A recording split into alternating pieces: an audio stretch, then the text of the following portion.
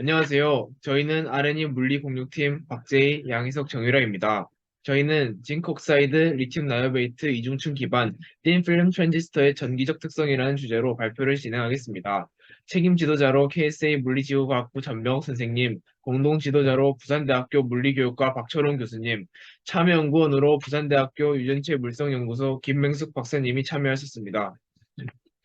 저는 연구 목적과 이론적 배경에 대해서 발표할 양희석입니다.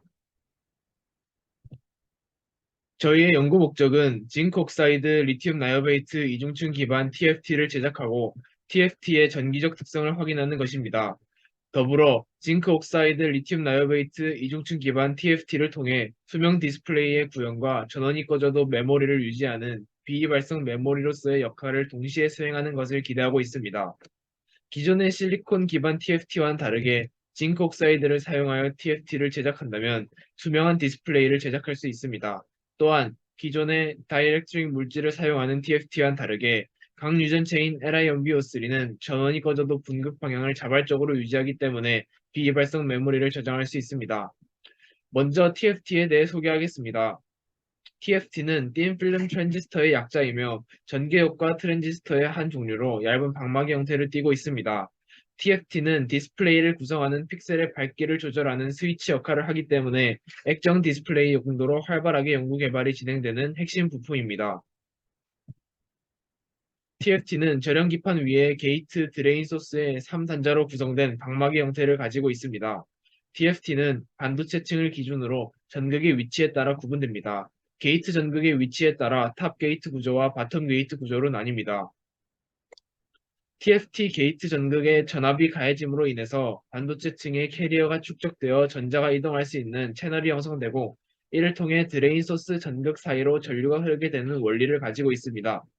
만약 게이트 소스 전압이 임계 전압을 넘지 못한다면 드레인 소스 전류는 흐르지 않습니다.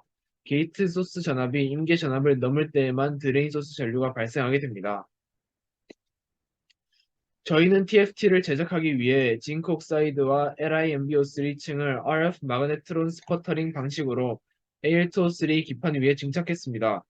RF 마그네트론 스퍼터링은 라디오 주파수의 초고주파 전원 장치에 의해 가속된 양이온을 음극에 충돌시키고 이때 양이온이 음극 표면 위 원자 간 결합 에너지를 끊을 만큼의 충돌 에너지를 가지고 있다면 음극 표면의 원자가 튕겨나가 기판까지 날아가서 증착되는 원리를 가지고 있습니다.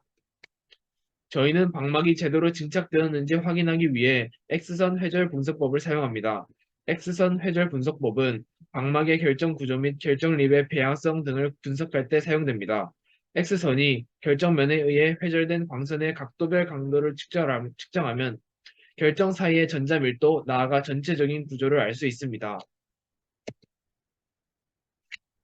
연구 방법과 결과에 대해서 소개해드릴 박재희입니다. 저희는 먼저 ZNO와 리튬 나이오베이트 방막의 최적의 증착 조건을 탐색하고 이를 통해서 이중 접합 이중층 방막을 제작한 후 기판 홀더와 섀도우 마스크를 제작해서 최종적으로 TFT를 제작하고 이것의 전기적 특성을 분석하고자 하였습니다. 먼저 ZNO 방막의 증착 조건 탐색 결과입니다. 저희는 타겟 세라믹으로 알루미늄 도프드 징크 옥사이드를 사용하였으며 첫 번째 그래프는 알루미늄 아르곤 분위기 500도씨에서 스퍼터링을 진행한 후 fuel 처리를 하여 XRD로 분석한 결과입니다. 분석 결과 1000도씨에서 가장 높은 인텐시티가 나타났습니다. 두 번째 그래프는 아르곤과 산소의 비율을 9대1로 한 후 500도씨에서 스퍼터링하여 fuel 처리한 결과입니다. 그 결과 900도씨에서 가장 높은 인텐시티를 보였습니다. 앞에서 증착한 두 방막의 UV 비접을 통한 투과도 측정 결과는 다음과 같았습니다. 다음은 리튬 나이오베이트 방막의 증착 조건 탐색 결과입니다. 먼저 저희는 타겟 세라믹으로 리튬 리치드 리튬 나이오베이트를 사용하였습니다.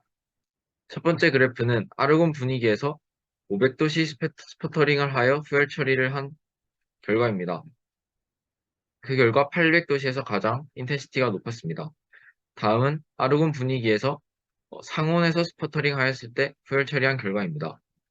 그 결과 800도씨에서 가장 인텐시티가 높았습니다. 다음은 아르곤과 산소의 비율을 4대 1로 설정한 후 상온에서 스퍼터링하여 후열 처리한 결과입니다.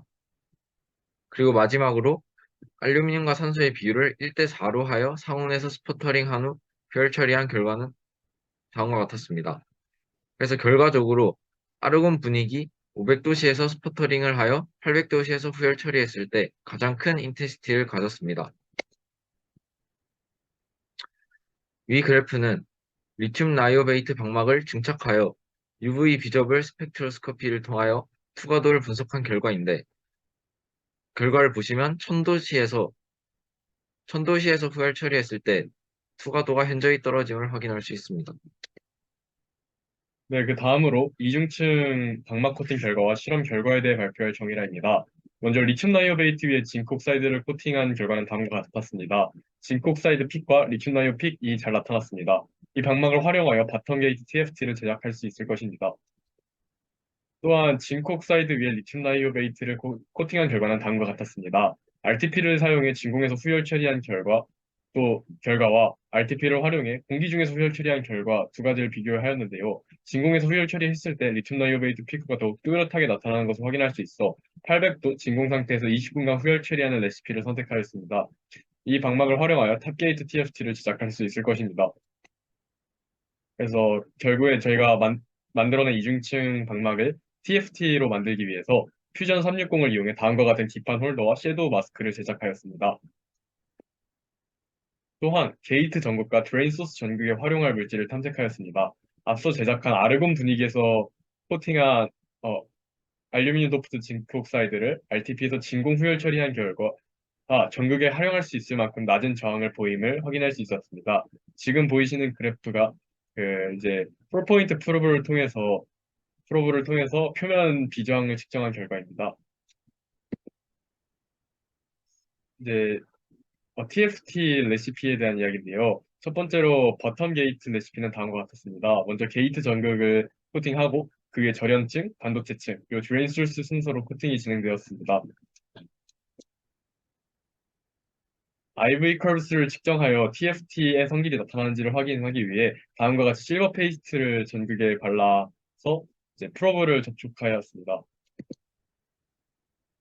이 세 가지 프로브를 통해 게이트, 드레인, 소스에 각각 전압을 인가하면서 IV 커브스를 확인하였는데요. 왼쪽부터 드레인 소스 거리에 따라서 0.5mm부터 2mm까지 그래프를 다음과 같이 측정하였습니다.